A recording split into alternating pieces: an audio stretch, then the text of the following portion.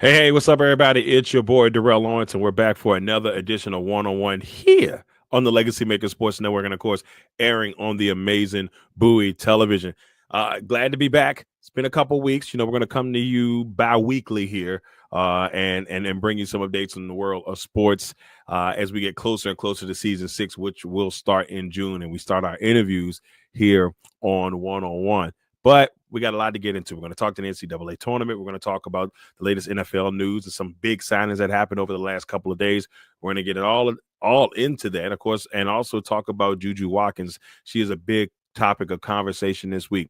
With that being said, episode 162 of 101 begins now. One.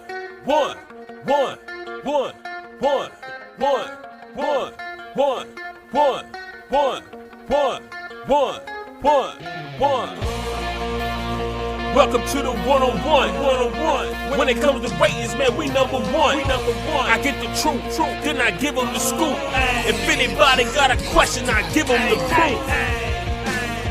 Welcome to the one-on-one. When it comes to ratings, man, we number one. I get the truth, then I give them the scoop. If anybody got a question, I give them the proof. Welcome to One-on-One at Legacy Maker Sports Network.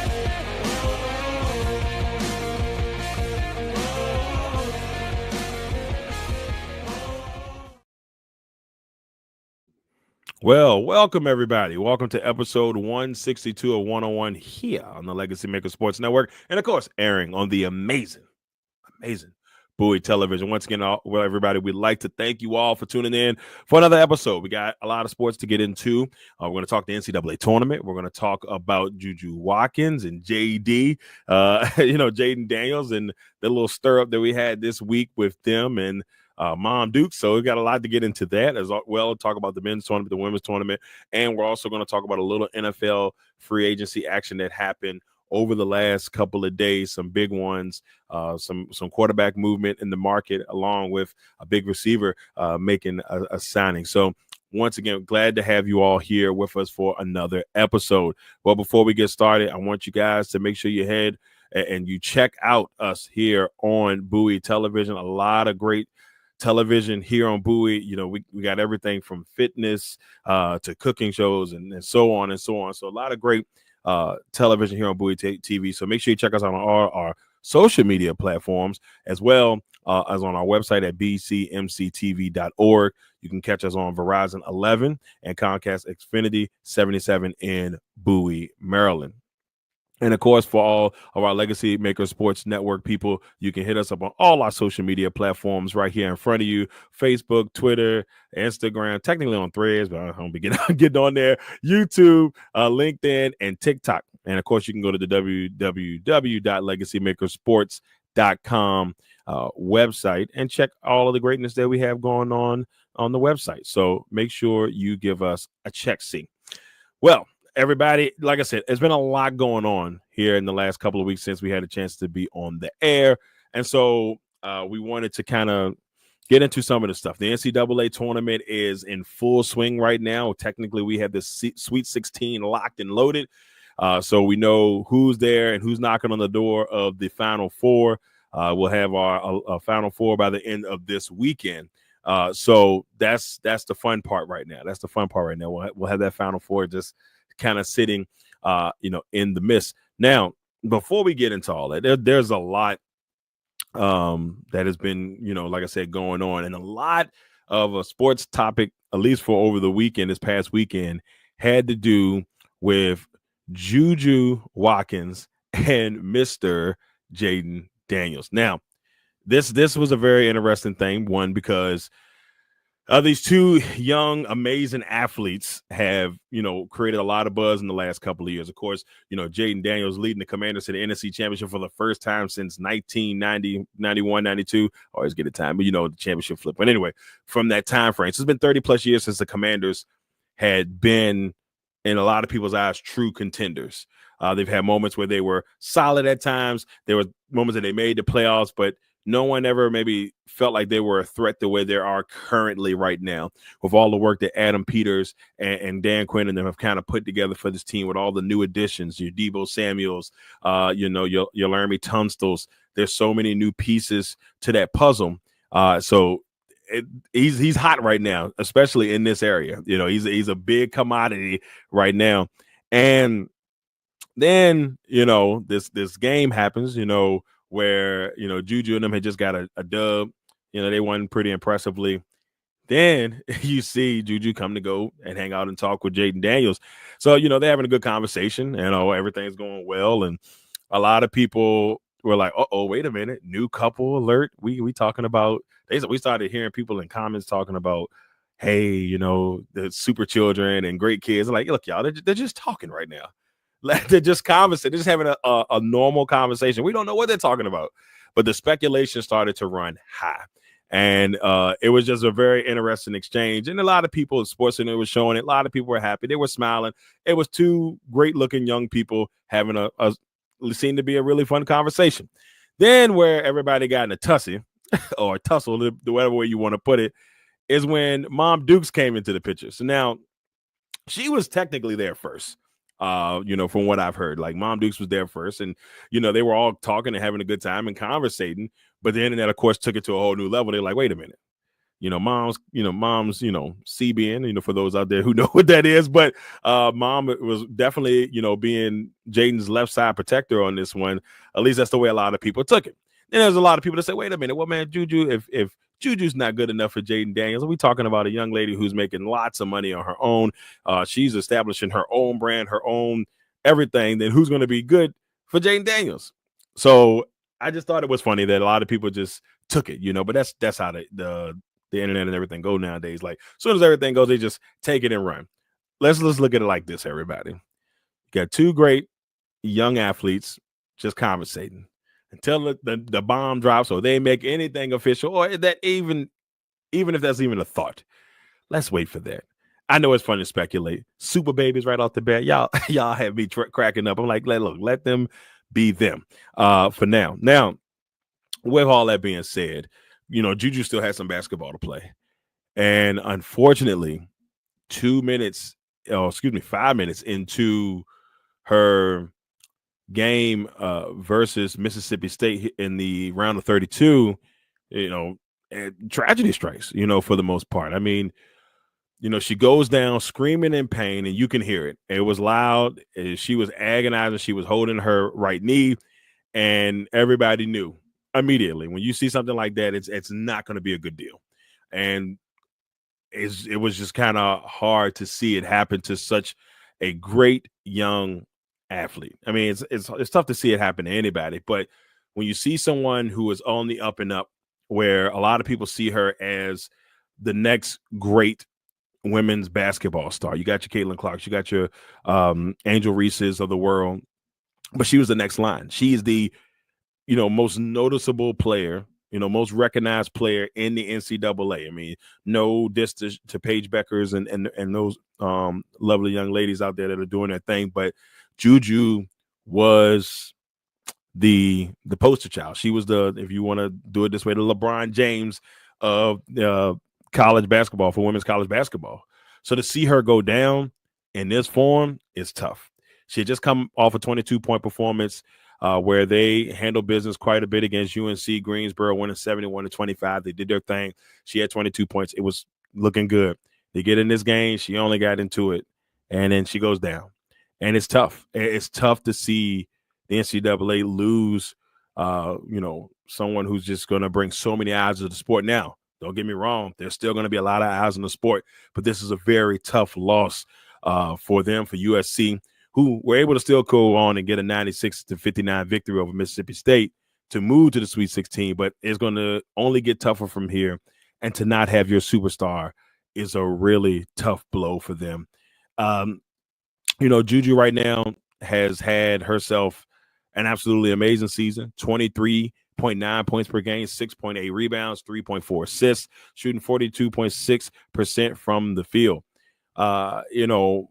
Some people say, well, look at the numbers.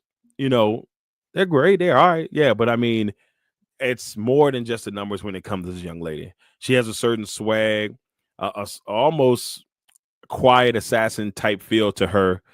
And a lot of people compare her, or I've heard a lot of comparisons, in much of style with like the way Jaden Daniels plays, just confident, goes out there, does his thing.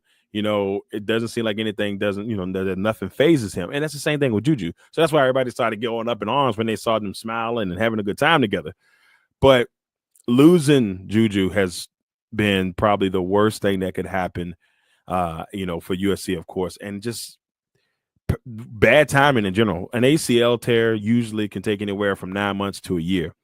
And if that is the case, she may not be able to come back until the next tournament, until the next NCAA tournament. Now, with the way and the advances of technology nowadays, that may not be the case. There's a strong chance that, that she could, make a run back. There's a strong chance that she can make a run back. So don't get too sad just yet that, Juju, may not be able to bounce back. With the technology, if everything goes the right way, maybe she's back by January, which will give her right in the middle of the season. But like I said, it's just a miserable time frame for her to get hurt. And I'm ready to see what she'll bring to the table when she comes back. And I think she's going to come back stronger than ever. So our shout out goes to Juju Watkins, and we pray that everything, the recovery is quick, swiftly, and she's back on the court as soon as possible. Now, let's talk about the women's tournament. Now, the women's tournament it's still loaded. There's still a lot of great teams in this tournament. The number 1 seed UCLA Bruins still in this tournament. They had a really tough matchup against Richmond in their round of 32 game. Richmond came in there, had the lead early, had the game tied at halftime, 32-32. Maggie Dugan for the Spiders, who had an amazing tournament. In the first game, she dropped 30. She dropped 27 in this one, but it just wasn't enough. And Lauren Betts, with her 30-point performance, helped propel this UCLA team to where they need to be. And they're set up for a match against Ole Miss, who beat Baylor 69-63. Then LSU were able to beat up on Florida. They won by 30 over Florida State, and to move on to the Sweet 16. NC State with an 83-49 victory over Michigan State, setting up the Sweet 16 matchup in the Spokane region, where UCLA will take on Ole Miss, and then LSU will take on NC State. Then switching to the opposite side of the bracket, on the Birmingham side, the number 1 seed was South Carolina. Impressive victory in their first matchup against Tennessee Tech, 108-48. Wasn't close. They had to take on Indiana in the next game, a little bit closer. That 9 seed Indiana gave them a little run. They ended up beating Indiana by 9 to advance. Then they would take on a Maryland team that had to fight, ladies and gentlemen. Like Maryland had to really, really get things going in their matchup against Alabama. They were down big in this matchup before an amazing comeback victory to end up winning 111-108 in overtime, 2 overtimes to be exact, over Alabama. And it's just, this Maryland team has really cranked it up. They're having themselves a really good season. And then they got a lot from Shayna Sellers, their guard. She had 28 points in that victory over Alabama. Just a really nice win for her. Then at the bottom part of this region, you saw UNC beat West Virginia to advance to the Sweet 16, where they will take on ACC rival Duke. So this is just, it's going to be spicy in the Sweet 16 to see number 3 UNC with former Richmond Spider Grace Townsend to take on Kyle Larson and the Duke Blue Devils. That's going to be a fun one on Saturday. Then, that'll lock up the Birmingham side. So South Carolina versus Maryland and UNC versus Duke. Then in the other region, we saw Texas get 2 nice wins, beating William & Mary in Illinois to advance to the Sweet 16, where they'll take on Tennessee, who beat Montana State and Ohio State. So that matchup will take place on Saturday. And so that'll be a fun one in the 1-5 matchup. And then Notre Dame, who beat Iowa State and Michigan, will take on TCU, who had to go through Louisville and also had to go through Fairleigh Dickinson. So they have a match set up where you'll see a very tough Notre Dame team take on TCU. That should be a really fun matchup. Coach Ivey over there for Notre Dame will be ready, and I got a feeling they sneak through. But you got to watch out for TCU because they're going to be very tough. And Texas takes on Tennessee. And in the other bracket, of course, USC with wins over UNC Greensboro and Mississippi State, even despite losing Juju, will take on Kansas State, who beat Kentucky and Fairfield. Fairfield was one of those teams that a lot of people talked about being a really dangerous mid-major. They were able to make the tournament, just wasn't able to overcome Kansas in the first round.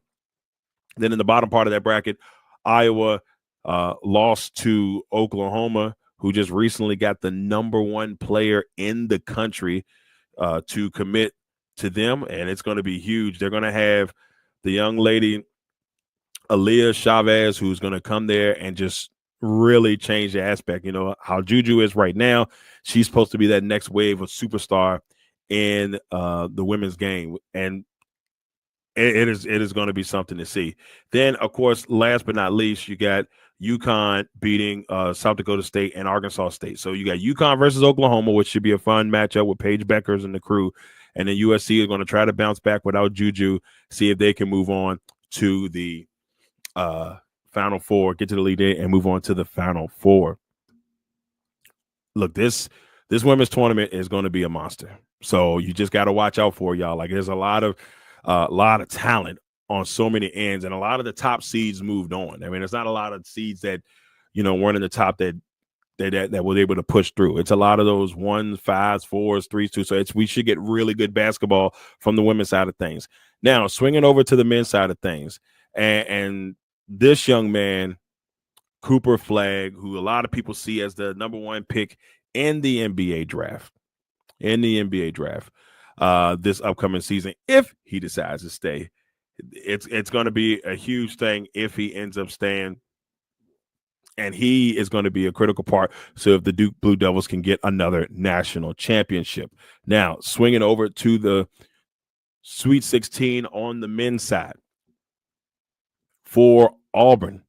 Auburn was able to, #1 seed Auburn in the South, able to beat Alabama State and Creighton pretty easily to move on to the Sweet 16. Michigan were able to beat UNC San Diego and Texas A&M to move on to the Sweet 16. They will take on Auburn on the 28th at 9:39 p.m. Look at that weird time they got going on there. Then in the other part of the Sweet 16, you'll see Ole Miss take on Michigan State. Ole Miss beat up Iowa State and UNC to make it to that spot. Michigan State beating New Mexico and Bryant. And Bryant, whose former head coach, is now the new VCU head coach, and Phil Martelli Jr. So shout out to him. Congratulations on that end. At VCU have their new head coach. So you got Ole Miss and Michigan State in one part of the South bracket, and then Auburn and Michigan in the other part. Swinging over to the East, #1 Duke, talking about Cooper Flagg and what a season he's had so far. And I got a chance to see him play when they took on the Cavaliers, Virginia Cavaliers, about a month and a half ago. And it was one of the most easy double-doubles I've ever seen. Like, Cooper Flagg had no hesitation throughout that game. Like, he had 17 and 14. It looked easy. It came easy to him. There was no stress. It looked like he had no stress in that game. And it didn't seem like he was playing like at his best. Like, I feel like he could have played better.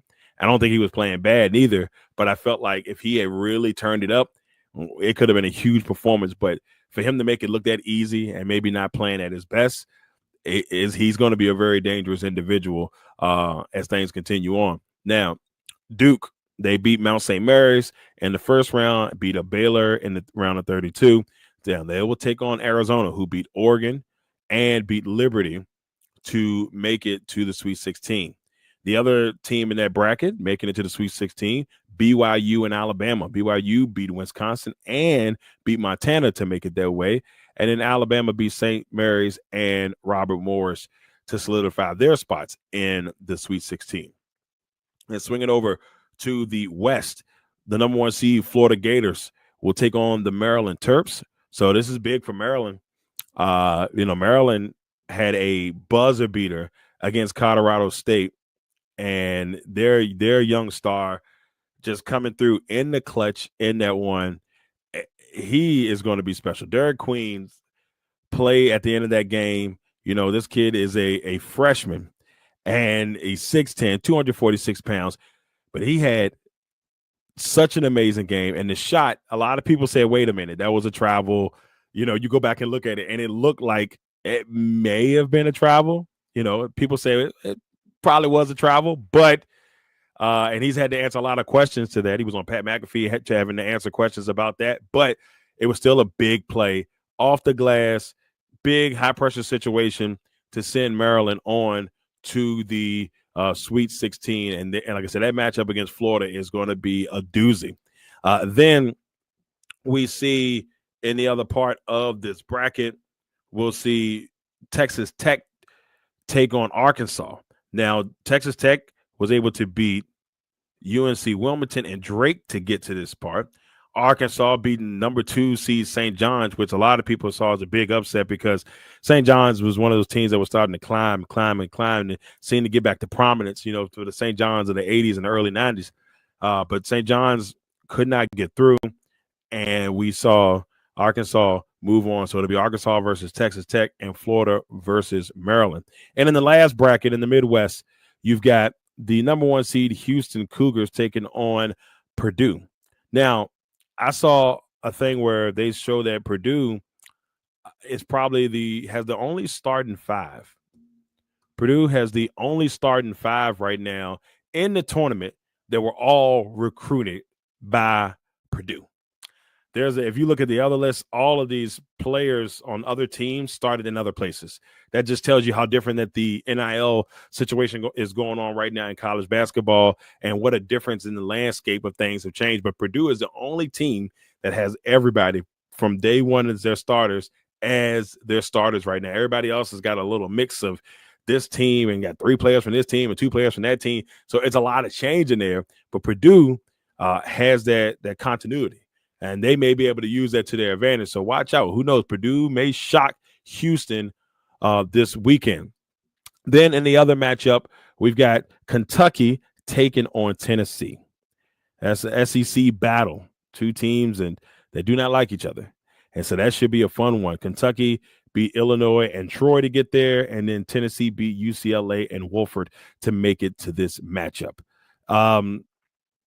It is going to be very fun to see how these tournament games kind of play out. So I will kind of give you who I have on each side. So I'm going to tell you who I think wins on each side. So right now, if I had to make a prediction, because I think my Final Four is technically still intact, y'all. So I got Auburn, Duke, and then I have Florida and Tennessee. That is my Final Four on the men's side. Now, on the women's side, this may change a little bit because I did initially have USC. So I had UCLA, USC, South Carolina, and then I also had Notre Dame. Those are my teams that I had. So that kind of it changes up a little bit with Juju in there. I'm going to keep it the same so I can look like a genius. But until that happens, that's kind of where we stand. So y'all enjoy NCAA basketball this weekend. It's going to be a lot of fun, a lot of great games, a lot of action, and y'all behave and don't put too many parlays. Don't go lose your rent trying to go bet on these games this weekend. So y'all enjoy NCAA basketball. Now, to finish this episode up, we're going to talk a little NFL and some news that happened over the last couple of days. 2 big signings happening over the last couple of days. The New York Football Giants agreed to a 1-year deal worth up to $21 million with quarterback Russell Wilson. So this is a big one for the Giants because they had issues of trying to figure out who they wanted to be their quarterback. There was a lot of speculation that Aaron Rodgers could be that guy. Obviously, Russell Wilson was in that mix. And, it was kind of a carousel on who would go where. and who would, be in what place. And, still Kirk Cousins was in that mix, but, even though he hadn't been traded yet, there was a couple of names out there. But and the Giants have flirted with Russell Wilson for years. It just never happened. But now it happens on a 1-year deal worth up to $21 million. So that now gives them Russell Wilson and Jameis Winston in the quarterback room. And a lot of people still wonder if Shedeur Sanders will be in that quarterback room as well when the draft comes. Then we move over to the AFC, where New England decided to lock up Stephon Diggs, the Maryland native, on a 3-year deal worth $69 million. So $26 million of that is guaranteed for the current time. But those are the two big moves that we saw here in the last couple of days. And so that's one cookie that's crumbled. Now, the other person that's still out there, and who knows, by the time that this airs, maybe he's not, but the big person that is out there is Aaron Rodgers. Aaron Rodgers is the one that a lot of people are kind of trying to figure out where that cookie crumbles. Right now, all signs point to Pittsburgh. Pittsburgh is still looking for that quarterback. The Vikings have already said that they don't want him, and there ain't too many other teams. Tennessee obviously looking for a quarterback. Cleveland could, who knows, go in the mix, but are you going to pay him? Then have Deshaun Watson out there, who won't be back until December-ish. So there's a lot of still falling pieces out there. Still some solid receivers out there, and Amari Cooper. So there's still a lot of solid free agents that could be brought into different teams to make impacts. But that definitely being a huge one, seeing Russell Wilson head to the Giants and then seeing Stephon Diggs head to New England. So, just when you thought that free agency had kind of slowed down a little bit, it picks back up just a little bit this week. Well, everybody, look, hope everybody's enjoyed the show. Hope I didn't talk your head off too much here on episode 162 of 101. And, like I said, trying something new, and I hope you all enjoyed it. And, we're going to be back in a couple of weeks to kind of break down the tournament, to see how everything kind of went in the tournament, and then give you updates on the NFL draft and so on and so on. So once again, everybody, we'd like to truly thank you all for tuning in for another episode of 101 here on the Legacy Maker Sports Network. And, of course, airing on the amazing Bowie Television. I'd like to thank you all for tuning in. We'll see you all next time for episode 163. Peace. Y'all have a great one. One.